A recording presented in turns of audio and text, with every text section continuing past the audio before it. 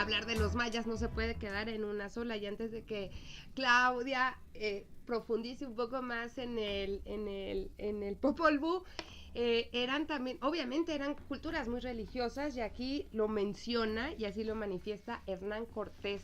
Dice: todos los días antes que obra alguna comienzan, queman en las dichas mezquitas incienso y algunas veces sacrifican sus mismas personas, cortándose unos la lengua, otros las orejas y otros acuchillándose el cuerpo con navajas.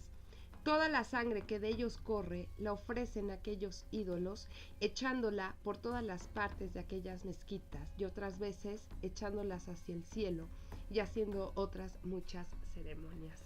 Bueno, pero permíteme, porque después los dioses dijeron, bueno, ya no maten gente.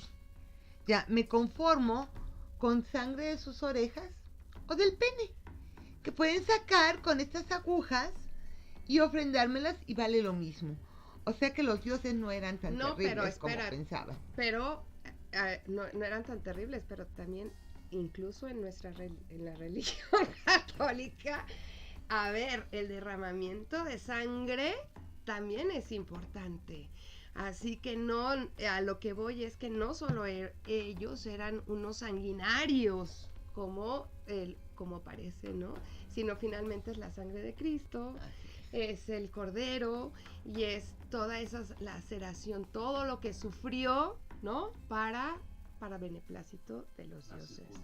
La circuncisión, ¿no? Entonces, la circuncisión no solo para los judíos. Por ejemplo, en Santa Prisca, en Tasco, hay una pintura gigante y los guías son una maravilla, son una delicia, en serio, porque son tan ingenuos que dicen que como en la imagen de la circuncisión de Cristo te explican que, bueno, como era un ser sagrado, no le hicieron la circuncisión con el cuchillo que se acostumbra a hacer la circuncisión a los recién nacidos entre los judíos, sino que se le hicieron con la boca. O sea, a mí me dio entre ternura y risa esta explicación del guía en Santa Prisca, porque dices, bueno... O sea, finalmente, todo depende de los ojos con que se mire, ¿eh? Y la comunión, que es la sangre y el cuerpo de Cristo. Así es. Simbólicamente entonces, es lo mismo. Y entonces imagínense, también pues el pueblo no veía estos sacrificios. Las pirámides, creo que es la de Tikal, no me acuerdo, mide 70 metros, como un edificio de 10 pisos. Hasta arriba, pues obviamente hacían todos los sacrificios y no podía entrar toda la gente, obviamente todo el pueblo estaba abajo de la pirámide, ¿no? Entonces realmente sí era un ritual nada más entre los sacerdotes y los dioses. Y lo que tú decías, el dolor, las escarificaciones. Las escarificaciones, eso, sí. ¿no? Y incluso pueden ustedes checar las fotografías de estos, cómo, pero eso denotaba el valor, ¿no? El valor, y si tú podías superar todo este dolor, imagínate que te cortaban la piel, pues eras un guerrero.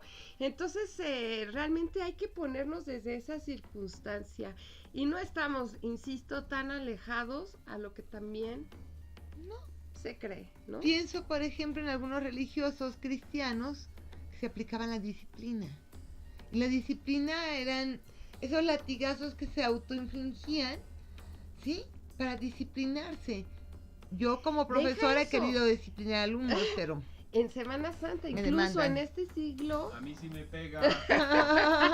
En las procesiones de Semana Santa van con... Ay, no me acuerdo. Pues sí, y tienen clavos en la disciplina y agujas. Y mientras más sangrado estés, más es cuando te arrepientes, tu penitencia, ¿no?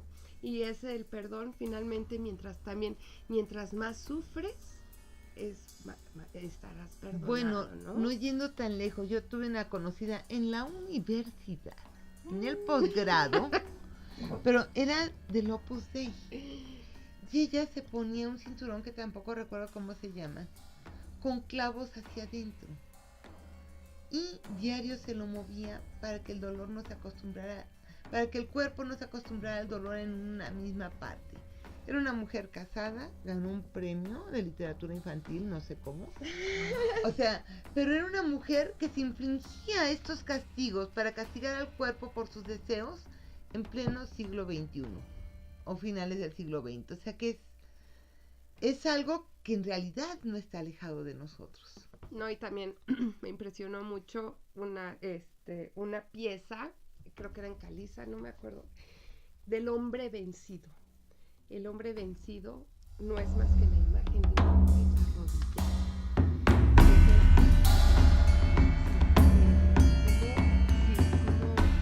¿Cómo te arrodillas cuando estás vencido? Entonces, bueno, son muchas connotaciones y podemos hacer muchas analogías y podemos hablar, ¿no?, de lo que somos, fuimos y cómo también eran criticados por sanguinarios y realmente lo eran y seguimos siendo.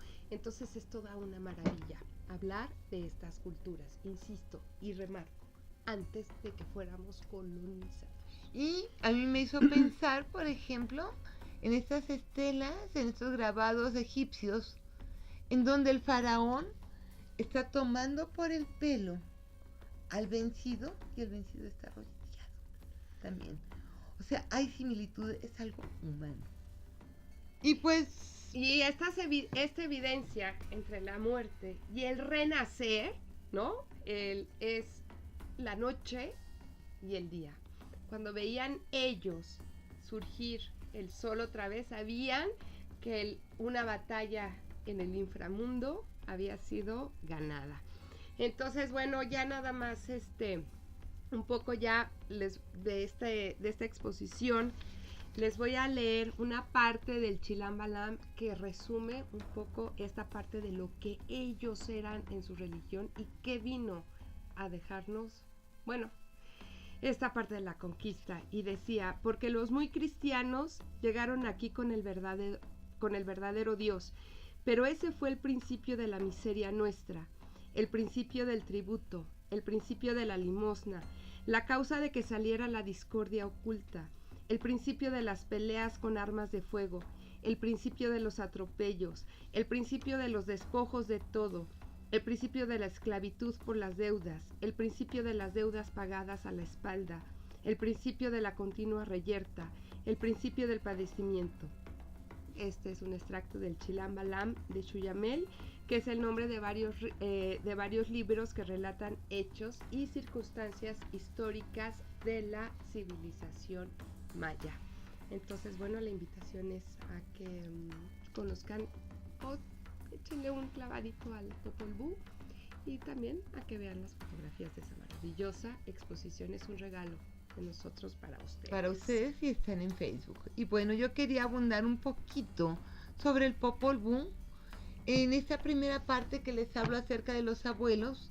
Los abuelos llegan a una edad en la que ya no es posible mantenerse con vida, dicen adiós y se van caminando a sus hijos, les hacen recomendaciones, les dicen cómo deben cuidar la tierra, cómo deben tratarse entre ellos, cómo debe ser el gobierno, y se van caminando hacia donde se mete el sol. Y no se vuelve a saber de ellos, pero sus enseñanzas perduran. La segunda parte va a hablar de los Apu y del Xibalbá. El Xibalbá es como el lugar de la muerte. Y bueno, los Apus eran considerados una especie de magos, gente que sabía de astronomía, de escritura, de lectura, de medicina, de todas las cosas. Y jugaban muy bien el juego de pelota. Quienes hayan estado en algún sitio arqueológico en México habrán visitado, sin lugar a dudas, un juego de pelota. Lo hay en Teotihuacán, lo hay con los mayas, lo hay en todas partes, en donde se estaba jugando la vida con la vida y la muerte. Este pensamiento circular de que la vida lleva a la muerte lleva a la vida, y que creo que sigue siendo válido hoy en día. Y los perdedores iban al inframundo. Iban al inframundo, pero habían dado vida, y eso es una maravilla. Y bueno, después cuando habla de los Apu, los señores de Xibalbá, enojados porque hacían mucho ruido cuando jugaban pelota, los mandaron llamar. Y después de jugar con ellos y de hacerles trampa y todo esto, los mataron y los colgaron de un árbol que estaba muerto. El árbol al día siguiente dio flores maravillosas. Y la hija de uno de los principales dijo, papá, vamos a ver el árbol. Dice que tiene unas flores maravillosas. Y el papá le dijo, no, está prohibido. No podemos ir, el Xibalbá nos lo ha prohibido. Y ella escondida se fue. Y entonces vio las flores y al poner sus manos, en una de ellas cae una especie de saliva. Y cuando ella la quiere ver, no ve nada. Y después va a tener una visión que le dice que va a ser madre de unos gemelos. Un Apú y Ixbalanque. Un Apú e Ixbalanque. Y ellos van a ser los salvadores de su pueblo. Entonces, a mí esta parte me llama mucho la atención por la similitud que guarda con el nacimiento de Cristo.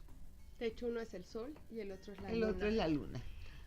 Y entonces vamos a ver cómo se va desarrollando esta vida de un Apú y de su hermano, y son llamados de nuevo, y primero la abuela no los acepta porque son hijos bastardos, el papá corre a la chica, pero ellos van a sobresalir en todo, se van a criar solos en la naturaleza, van a tener de manera genética, digamos, todos los conocimientos de los Apú y van a ser benéficos para su pueblo. Los invito en verdad a leer el Popol Vuh. Es un verdadero poema, es un verdadero echarnos un clavado a las creencias de la civilización maya, y los anales del Shahil, en donde nos van a estar narrando año con año después de la conquista que sucede con estas culturas y civilizaciones. Entonces, pues bueno, por mi parte... Sí, podríamos hablar de los mayas 25 programas, pero es también dejarlos con la curiosidad. Muchísimas y precolombinas gracias. Gracias. Que les vaya bien. Chao.